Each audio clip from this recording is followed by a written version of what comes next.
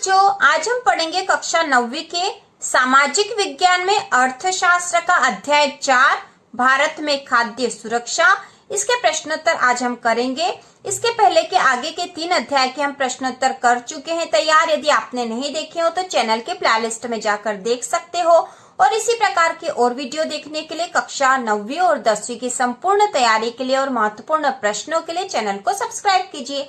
तो चलो शुरू करते हैं। अध्याय 4 भारत में खाद्य सुरक्षा का प्रश्न नंबर पहला, भारत में खाद्य सुरक्षा कैसे सुनिश्चित की जाती है? भारत में खाद्य सुरक्षा कैसे सुनिश्चित की जाती है? तो इसका उत्तर होगा, भारत में खाद्य सुरक्षा निम्नलिखित प्रकार से सुनिश्चित की जाती है। खाद्य सुरक्षा सुनिश्चित करने के कुछ तरीके हैं। पहला है, सभी लोगों के लिए पर्याप्त खाद्य उपलब्ध हो। खाद्य सुरक्षा से आशय है कि सभी लोगों के लिए पर्याप्त खाद्य उपलब्ध हो। खाद्य मतलब उनके खाने के लिए जो अनाज है वह पर्याप्त मात्रा में होना चाहिए। दूसरा है, सभी लोगों के पास स्वीकार्य गुणवत्ता के खाद्य पदार्थ खरीदने की क्षमता हो। स्वीकार्य गुणवत्ता मतलब पौष्टिकता के खाद्य पदार्थ खरीदने की क्षमता होनी चाहिए सभी लोगों के पास। और तीसरा है, खाद्य की उपलब्धता में कोई बाधा ना हो, मतलब उनको अनाज जो है उपलब्ध होता रहे। तो इस प्रकार इस प्रश्न का उत्तर है कि भारत में खाद्य सुरक्षा कैसे सुनिश्चित की जाती है। तो भारत में खाद्य सुरक्षा निम्नलिखित प्रकार से सुनिश्चित की जाती है। इसको तो आप प्रश्न में से ही लिख सकते हो, केवल कैसे के स्थान पर निम्नलिखित प्रकार आएगा। इसके बाद हमें 3 पॉइंट याद करने हैं इसके। सभी लोगों के लिए पर्याप्त खाद्य उपलब्ध हो, सभी लोगों के पास स्वीकार्य गुणवत्ता के खाद्य पदार्थ खरीदने की क्षमता हो और खाद्य की उपलब्धता में कोई बाधा न हो। मतलब इंसान को जो खाने के लिए चाहिए वह पर्याप्त मात्रा में होना चाहिए और पर्याप्त गुणवत्ता का होना चाहिए और उनके खाद्य की उपलब्धता में कोई कमी नहीं आनी चाहिए। इसके बाद प्रश्न नंबर दूसरा है, कौन लोग खाद्य असुरक्षा से अधिक ग्रस्त हो सकते हैं? कौन लोग खाद्य असुरक्षा मतलब उनको खाने पीने का या खाने का सामान न मिलेगा, ऐसी स्थिति से अधिक ग्रस्त कौन हो सकते हैं? तो कौन लोग खाद्य असुरक्षा से अधिक ग्रस्त हो सकते हैं? तो इसका उत्तर होगा, खाद्य असुरक्षा से अधिक ग्रस्त निम्नलिखित वर्ग के लोग होते हैं। पहला है, भूमिहीन जो थोड़ी बहुत भूमि पर निर्भर है। भूमिहीन जो थोड़ी बहुत भूमि पर निर्भर है मतलब ऐसे भूमिहीन जिनके पास बहुत थोड़ी सी ही भूमि है जिस पर उनका थोड़ा सा ही अनाज उत्पादन होगा और किसी कारण से यदि वो भी नहीं हुआ तो वो भूखमरी का शिकार होंगे, क्योंकि उनके पास खाने के लिए अन्न नहीं होगा और क्योंकि वो गरीब है इसलिए वो उसको खरीद कर भी नहीं ले सकेंगे। दूसरा है पारंपरिक दस्तकार। तीसरा है अपना छोटा मोटा काम करने वाले कामगार। चौथा है निराश्रित तथा भिखारी और पांचवा है शहरी क्षेत्र के अनियमित मजदूर। तो यहाँ पे प्रश्न था कि कौन लोग खाद्य असुरक्षा से अधिक ग्रस्त हो सकते हैं। मतलब ऐसे लोग जिनके ऊपर भूखमरी का संकट हो, मतलब खाने को उनको सामान न मिले, वो खरीदने की क्षमता भी उसमें नहीं हो। तो ऐसी स्थिति से ग्रस्त कौन से लोग हो सकते हैं? तो ऐसे लोग कौन से हो सकते हैं? एक तो भूमिहीन जो थोड़ी बहुत भूमि पर निर्भर है। दूसरा है पारंपरिक दस्तकार, क्योंकि यदि किसी कारण से इनको काम नहीं मिलेगा तो इनकी स्थिति जो अच्छी नहीं रहेगी, इनको खाद्य असुरक्षा से ग्रस्त हो जाएंगे ये। तीसरा अपना छोटा मोटा काम करने वाले कामगार। और फिर है निराश्रित तथा भिखारी और शहरी क्षेत्र के अनियमित मजदूर। अनियमित मजदूरों को नियमित मजदूरी नहीं मिलती, यदि किसी कारण से मजदूरी नहीं मिलेगी तो वह भी खाद्य असुरक्षा से ग्रस्त हो सकते हैं, क्योंकि ऐसी स्थिति में वह खाद्य अनाज खरीदने की स्थिति में नहीं होते हैं। प्रश्न नंबर तीसरा है, भारत में कौन से राज्य खाद्य असुरक्षा से अधिक ग्रस्त है? तो खाद्य असुरक्षा मतलब अनाज की कमी, ठीक है। खाद्य असुरक्षा मतलब अनाज की कमी और ऐसी स्थिति में लोग भूखमरी का शिकार होते हैं, उन्हें पर्याप्त मात्रा में अनाज उपलब्ध नहीं हो पाता है। तो ऐसे कौन कौन से राज्य यह हमें बताना है। तो इसका उत्तर होगा, भारत में उत्तर प्रदेश, बिहार, झारखंड, उड़ीसा, पश्चिम बंगाल, छत्तीसगढ़, मध्य प्रदेश और महाराष्ट्र के कुछ भाग खाद्य असुरक्षा से अधिक ग्रस्त हैं। तो ये जो राज्य है खाद्य असुरक्षा से अधिक ग्रस्त हैं, तो इनमें है उत्तर प्रदेश, बिहार, झारखंड, उड़ीसा, पश्चिम बंगाल, छत्तीसगढ़, मध्य प्रदेश और महाराष्ट्र के कुछ भाग। इसके बाद प्रश्न नंबर चौथा है, क्या आप मानते हैं कि हरित क्रांति ने भारत को खाद्यान्न में आत्मनिर्भर बना दिया है, कैसे? तो हरित क्रांति जब अनाज उत्पादन अधिक मात्रा में होने लगा और अधिक उत्पादन देने वाले बीजों को बोया गया, अधिक उत्पादन देने वाले, जिससे कि अधिक फसल पैदा हो, तो वहीं से हरित क्रांति की शुरुआत हुई थी। तो यहाँ प्रश्न पूछा गया है कि क्या आप मानते हैं कि हरित क्रांति ने भारत को खाद्यान्न में आत्मनिर्भर बना दिया है, कैसे? तो इसका उत्तर होगा हम मानते हैं कि हरित क्रांति ने भारत को खाद्यान्न में आत्मनिर्भर बना दिया है। 1968 में गेहूं क्रांति से हरित क्रांति की प्रभावशाली प्रगति हुई। गेहूं क्रांति मतलब गेहूं का उत्पादन अधिक होने लगा, गेहूं के उन्नत किस्म के बीज बोए गए। उन्नत किस्म के मतलब जो अधिक उपज पैदा करे, इस प्रकार के बीज बोए गए, जिससे गेहूं के उत्पादन में वृद्धि हुई। तो 1968 में गेहूं क्रांति से हरित क्रांति की प्रभावशाली प्रगति हुई, अर्थात गेहूं उत्पादन में वृद्धि हुई। गेहूं की सफलता के बाद चावल उत्पादन में भी वृद्धि हुई। तो जब गेहूं की सफलता हुई, गेहूं के क्षेत्र में हरित क्रांति हुई, अधिक उत्पादन वाले बीजों को बोया गया और उससे अधिक उत्पादन हुआ, तो उसके बाद चावल के क्षेत्र में भी यही प्रयोग किया गया। चावल में भी अधिक उत्पादन देने वाले बीजों के द्वारा अधिक उत्पादन किया गया। तो गेहूं की सफलता के बाद चावल उत्पादन में भी वृद्धि हुई। हरित क्रांति से विशेष रूप से गेहूं और चावल के उत्पादन में वृद्धि हुई।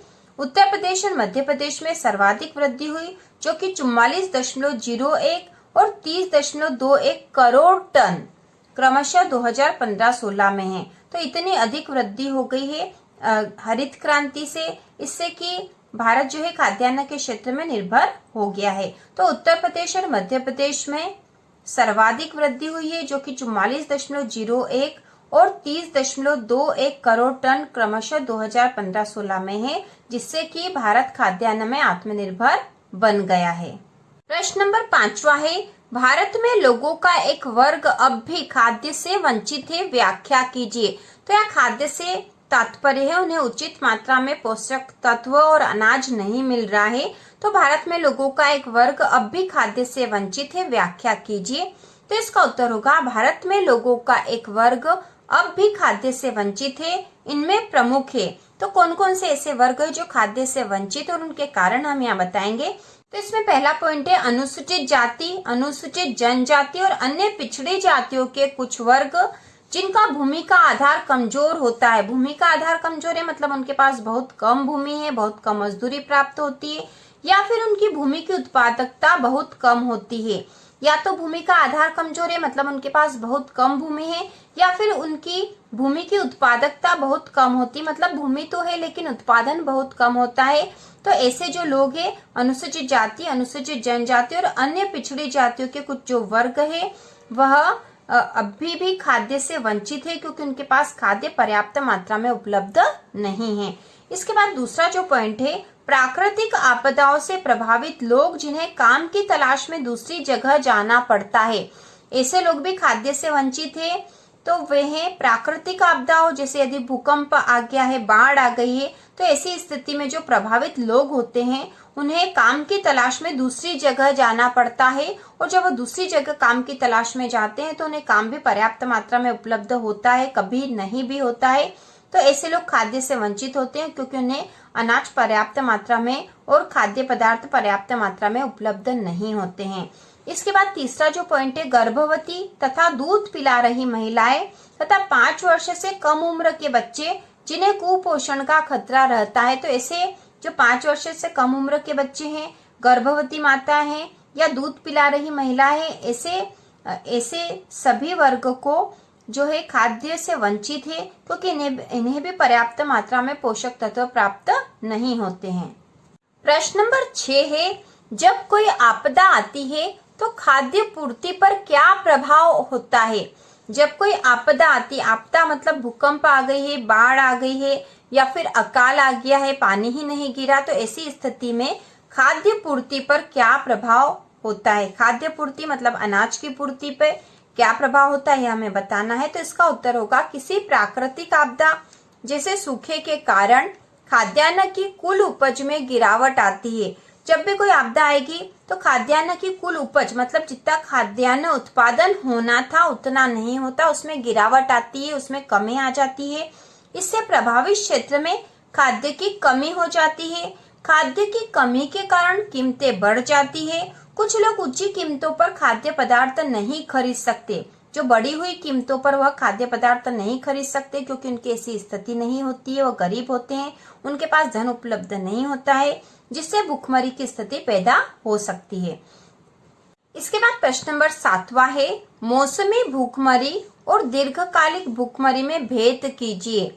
मौसमी भूखमरी और दीर्घकालिक भूखमरी में भेद कीजिए। तो यहाँ पे प्रश्न से हमको स्पष्ट हो रहा, भूखमरी मतलब अनाज की उपलब्धता नहीं, खाद्यान्न नहीं प्राप्त हो रहा है तो भूखे रहने की स्थिति आ रही है। तो मौसमी मतलब कुछ समय के लिए भूखमरी, और दीर्घकालिक मतलब लंबे समय की भूखमरी में हमें भेद बताना है। तो इसका उत्तर होगा मौसमी भूखमरी। यह ग्रामीण क्षेत्रों की कृषि क्रियाओं की मौसमी प्रकृति के कारण, मतलब ग्रामीण क्षेत्र में कृषि क्रियाओं की मौसमी प्रकृति के कारण तथा नगरीय क्षेत्रों में अनियमित श्रम के कारण होती है। तो यहाँ उदाहरण से हमें अच्छे से समझ में आ जाएगा। जैसे बरसात के मौसम में निर्माण श्रमिक मतलब निर्माण कार्य में लगे हुए, जैसे किसी मकान का निर्माण हो या किसी कारखाने के निर्माण कार्य में लगे हों, तो बरसात के मौसम में निर्माण श्रमिक को कम काम रहता है क्योंकि बारिश के कारण निर्माण कार्य अच्छे से नहीं चलता है।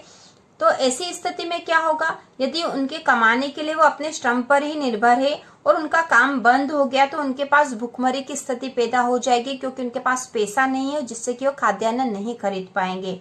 तो इस तरह की भूखमरी तब होती है जब कोई व्यक्ति पूरे वर्ष काम पाने में अक्षम होता है। पूरे वर्ष लगत काम नहीं मिल रहा, उस थोड़े समय काम मिला, फिर थोड़े समय बंद हो गया, फिर थोड़े समय मिला, तो इस तरह की भूखमरी को हम क्या बोलेंगे, मौसमी भूखमरी। इसके बाद है दीर्घकालिक भूखमरी। तो दीर्घकालिक भूखमरी मात्रा एवं गुणवत्ता के आधार पर अपर्याप्त आहार ग्रहण करने के कारण होती है। दीर्घकालिक भूखमरी मात्रा एवं गुणवत्ता के आधार पर, मतलब जो वो आहार ग्रहण कर रहे हैं उसकी मात्रा कम है और गुणवत्ता भी मतलब पौष्टिकता भी कम है। तो दीर्घकालिक भूखमरी मात्रा एवं गुणवत्ता के आधार पर अपर्याप्त आहार ग्रहण करने के कारण होती है। गरीब लोग अपने अत्यंत निम्न आय और जीवित रहने के लिए खाद्य पदार्थ खरीदने में अक्षमता के कारण दीर्घकालिक भूखमरी से ग्रस्त होते हैं। मतलब वो लंबे समय तक कम मात्रा में खाद्य पदार्थ ग्रहण करेंगे और जो खाद्य पदार्थ वो ग्रहण कर रहे हैं उसमें गुणवत्ता भी कम है, मतलब पौष्टिकता भी कम है, जिसके कारण वो दीर्घकालिक भूखमरी के शिकार होते हैं अपनी गरीबी के कारण, क्योंकि वह इतनी मात्रा में खाद्य पदार्थ खरीदने में सक्षम नहीं होते हैं। इसके बाद प्रश्न नंबर 8वां है, गरीबों को खाद्य सुरक्षा देने के लिए सरकार ने क्या किया। सरकार की ओर से शुरू की गई किन्हीं 2 योजनाओं की चर्चा कीजिए। गरीबों को खाद्य सुरक्षा देने के लिए सरकार ने क्या किया और सरकार की ओर से शुरू की गई किन्हीं 2 योजनाओं की चर्चा कीजिए। तो इसका उत्तर होगा, गरीबों को खाद्य सुरक्षा देने के लिए सरकार ने कई योजनाएं प्रारंभ की है, जिसमें सार्वजनिक वितरण प्रणाली, काम के बदले अनाज, अंत्योदय अन्न योजना आदि प्रमुख है। तो हमें यहाँ पे किन्हीं भी 2 योजनाओं की चर्चा करनी है। सबसे पहले हमसे पूछा गया था कि गरीबों को खाद्य सुरक्षा देने के लिए सरकार ने क्या किया। तो गरीबों को खाद्य सुरक्षा देने के लिए सरकार ने कई प्रकार की योजनाएं बनाई हैं, जिसमें सार्वजनिक वितरण प्रणाली, काम के बदले अनाज और अंत्योदय अन्न योजना प्रमुख है। अब सरकार की ओर से शुरू की गई किन्हीं 2 योजनाओं की चर्चा कीजिए। तो हम इन योजनाओं की चर्चा करेंगे। तो सबसे पहले हम बात कर लेंगे सार्वजनिक वितरण प्रणाली की। सार्वजनिक वितरण प्रणाली खाद्य सुरक्षा सुनिश्चित करने की दिशा में भारत सरकार का सर्वाधिक महत्वपूर्ण कदम है। सार्वजनिक वितरण प्रणाली खाद्य सुरक्षा प्रदान करने के लिए सरकार की ओर से सर्वाधिक महत्वपूर्ण कदम है, क्योंकि सार्वजनिक वितरण प्रणाली देश में हर जगह मौजूद है। प्रारंभ में यह प्रणाली सबके लिए थी, लेकिन बाद में निर्धनों व गैर निर्धनों के लिए विभेदक कीमत नीति अपनाई गई। मतलब निर्धनों के लिए अलग कीमत अपनाई गई और गैर निर्धन लोगों के लिए कीमत अधिक रखी गई है। तो इस प्रकार सार्वजनिक वितरण प्रणाली जो है खाद्य सुरक्षा सुनिश्चित करती है। इसके बाद जो दूसरी योजना है अंत्योदय अन्न योजना, इस योजना की शुरुआत दिसंबर 2000 में शुरू की गई थी। इस योजना में गरीबी रेखा के नीचे के गरीब परिवारों को कम कीमत पर खाद्यान्न प्रदान किया जाता है। तो इसमें गरीबी रेखा से नीचे के गरीब परिवारों को कम कीमत पर खाद्यान्न, मतलब कम मूल्य पर कम पैसे में खाद्यान्न उपलब्ध करवाया जाता है। इसके बाद प्रश्न नंबर 9 है, सरकार बफर स्टॉक क्यों बनाती है? सरकार बफर स्टॉक क्यों बनाती है? तो इसका उत्तर है, बफर स्टॉक भारतीय खाद्य निगम FCI के माध्यम से सरकार द्वारा अधिप्राप्त अनाज, गेहूं और चावल का भंडार है। ठीक है, इस बफर स्टॉक क्या है? वास्तव में भारतीय खाद्य निगम जो है वह के माध्यम से सरकार द्वारा अधिप्राप्त, सरकार जो है भारतीय खाद्य निगम के द्वारा अनाज की खरीदी करती है, जिसमें गेहूं और चावल मुख्य है। तो बफर स्टॉक भारतीय खाद्य निगम के माध्यम से सरकार द्वारा अधिप्राप्त अनाज, गेहूं और चावल का भंडार है। सरकार किसानों से न्यूनतम समर्थित कीमत पर अनाज खरीदती है। सरकार जो है एक न्यूनतम समर्थित कीमत बता देती है और उस कीमत पर किसानों से अनाज खरीदती है और खरीदे हुए अनाज खाद्य भंडारों में रखे जाते हैं। सरकार बफर स्टॉक बनाती है जिससे कि अनाज की कमी वाले क्षेत्रों में और समाज के गरीब वर्गों में बाजार कीमत से कम कीमत पर अनाज का वितरण किया जा सके। इसके साथ ही खराब मौसम में या फिर आपदा काल में अनाज की कमी की समस्या हल करने में बफर स्टॉक से सहायता मिलती है। तो बफर स्टॉक का सामान्य तौर पर यह मतलब है कि सरकार जो भी अधिक अनाज होगा, किसानों के पास जो भी अधिक अनाज होगा उसे एक निश्चित कीमत पर खरीद लेती है। सरकार इसकी घोषणा पहले ही कर देती है और इस कीमत पर खरीदने के बाद सरकार एक स्टॉक रख लेती है, अनाज को इकट्ठा करती है और इस इकट्ठे किए गए अनाज को ही सरकार सार्वजनिक वितरण प्रणाली के द्वारा कम कीमत पर गरीबों को बांट देती है या गरीबों को बेच देती है। इसके साथ ही सरकार जो है किसी आपदा काल में अनाज की समस्या उत्पन्न होने पर इसी अनाज के द्वारा उस समस्याओं को हल करती है। तो इस प्रकार सरकार बफर स्टॉक इसीलिए बनाती है कि आवश्यकता पड़ने पर उसका उपयोग किया जा सके। इसके बाद प्रश्न नंबर 10वां है, टिप्पणी लिखे। तो यहाँ पे हमें टिप्पणी लिखना है। इसमें कहे न्यूनतम समर्थित कीमत। न्यूनतम समर्थित कीमत क्या है? तो इसका उत्तर होगा, भारतीय खाद्य निगम अधिशेष उत्पादन वाले राज्यों में किसानों से गेहूं और चावल खरीदता है। तो भारतीय खाद्य निगम अधिशेष उत्पादन मतलब अधिक उत्पादन, जहां पर आवश्यकता से अधिक उत्पादन हुआ है, ऐसे राज्यों में किसानों से गेहूं और चावल खरीदता है। किसानों को उनकी फसल के लिए पहले से घोषित कीमतें दी जाती, जो कि न्यूनतम समर्थित कीमत कहलाती है। इस मूल्य को न्यूनतम समर्थित कीमत कहा जाता है। तो भारतीय खाद्य निगम अधिशेष उत्पादन वाले राज्यों में किसानों से गेहूं और चावल खरीदता है। किसानों को उनकी फसल के लिए पहले से घोषित कीमतें दी जाती है। इस मूल्य को न्यूनतम समर्थित कीमत कहा जाता है। इसके बाद अगली जो टिप्पणी हमें लिखनी है वह है बफर स्टॉक। बफर स्टॉक क्या है? तो यहाँ पे इसका उत्तर हम लिखेंगे, बफर स्टॉक भारतीय खाद्य निगम FCI। तो FCI यदि आपको याद नहीं होता तो आप इसको छोड़ भी सकते हो, सीधा आप भारतीय खाद्य निगम लिख सकते हो। तो बफर स्टॉक भारतीय खाद्य निगम के माध्यम से सरकार द्वारा अधिप्राप्त अनाज, गेहूं और चावल का भंडार है। भारतीय खाद्य निगम किसानों से अनाज खरीदता है। खरीदा हुआ अनाज खाद्य भंडारों में रखा जाता है। यह भंडार बफर स्टॉक है जिसे अनाज की कमी वाले क्षेत्रों में या आपदा की स्थिति में उपयोग किया जाता है। तो ये हमने पिछले प्रश्न में भी देखा था कि सरकार बफर स्टॉक क्यों बनाती है। तो बफर स्टॉक भारतीय खाद्य निगम के माध्यम से सरकार द्वारा अधिप्राप्त अनाज, गेहूं और चावल का भंडार है। सरकार जो अनाज खरीदती है अधिशेष वाले राज्यों से, जहां पर अधिक उत्पादन हुआ है वहां से सरकार अनाज को खरीद लेगी। भारतीय खाद्य निगम किसानों से अनाज खरीदता है। खरीदा हुआ अनाज खाद्य भंडारों में रखा जाता है, सुरक्षित करके उसे रखा जाता है। यह भंडार बफर स्टॉक है जिसे अनाज की कमी वाले क्षेत्रों में या आपदा की स्थिति में उपयोग किया जाता है। अब यदि कहीं पे किसी क्षेत्र में अनाज की कमी हुई तो सरकार वहां पर इस अनाज को उपलब्ध करवा देगी, या फिर कहीं आपदा की स्थिति आ गई तो ऐसी स्थिति में भी इस अनाज का उपयोग किया जाएगा। इसके बाद अगली टिप्पणी हमें लिखनी, ग वाली निर्गम कीमत। तो इसका उत्तर होगा, अनाज की कमी वाले क्षेत्रों में और समाज के गरीब वर्गों में बाजार कीमत से कम कीमत पर सरकार द्वारा अनाज वितरण किया जाता है। सरकार जो अनाज का वितरण करती है ऐसे क्षेत्रों में, गरीब क्षेत्रों में कम कीमत पर अनाज का वितरण करती है। इस कीमत को निर्गम कीमत कहते हैं। तो जिस कीमत पर सरकार गरीबों को या आवश्यकता वाले वर्गों को अनाज प्रदान कर रही है कम कीमत पर, तो उसे ही निर्गम कीमत कहते हैं।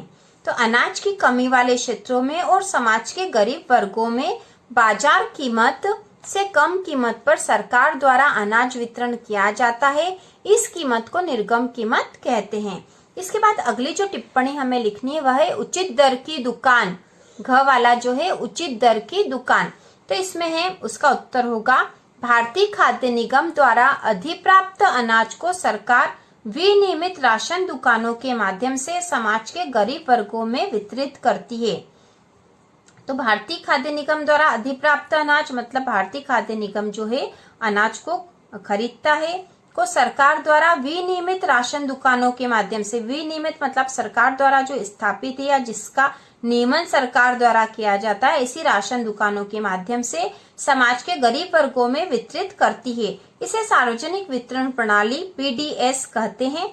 अधिकांश क्षेत्रों, गांव, कस्बों और शहरों में राशन की दुकानें हैं जिन्हें उचित दर की दुकान कहा जाता है। तो इन राशन की दुकानों को ही सार्वजनिक वितरण प्रणाली की जो राशन की दुकानें हैं, उन राशन की दुकानों को ही उचित दर की दुकान कहा जाता है। इसके बाद प्रश्न नंबर 11 है राशन की दुकानों के संचालन में क्या समस्या है? राशन की दुकानों के संचालन में क्या समस्या है? तो इसका उत्तर होगा राशन की दुकानों के संचालन में निम्नलिखित समस्याएं हैं। तो हम पॉइंट से लिखेंगे तो हमें अच्छे से याद हो जाएगा। राशन की दुकानों के संचालन में निम्नलिखित समस्याएं हैं। पहली है दुकानों के डीलर अधिक लाभ कमाने के लिए अनाज को खुले बाजार में बेच देते हैं। दुकानों के डीलर अधिक लाभ कमाने के लिए अनाज को खुले बाजार में बेच देते हैं।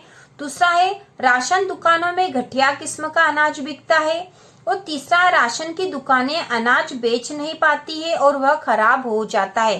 तो राशन की दुकानों के संचालन में क्या समस्या है? सबसे पहली तो यह है कि इनके जो डीलर होते हैं वो अधिक लाभ कमाने के लिए अनाज को खुले बाजार में ही बेच देंगे। दूसरा है राशन दुकानों में कितनी बार यह होता है कि अच्छी किस्म का अनाज नहीं मिलता है, खराब किस्म का अनाज आता है जो कि लोग पसंद नहीं करते हैं। और तीसरा राशन की दुकानें अनाज बेच नहीं पाती तो वह अनाज पड़ा पड़ा ही खराब होने लग जाता है। तो ऐसी स्थिति हो जाती है और यह राशन की दुकानों के संचालन में आने वाली समस्याएं हैं। इसके बाद प्रश्न नंबर 12 है खाद्य और संबंधित वस्तुओं को उपलब्ध कराने में सहकारी समितियों की भूमिका पर एक टिप्पणी लिखिए।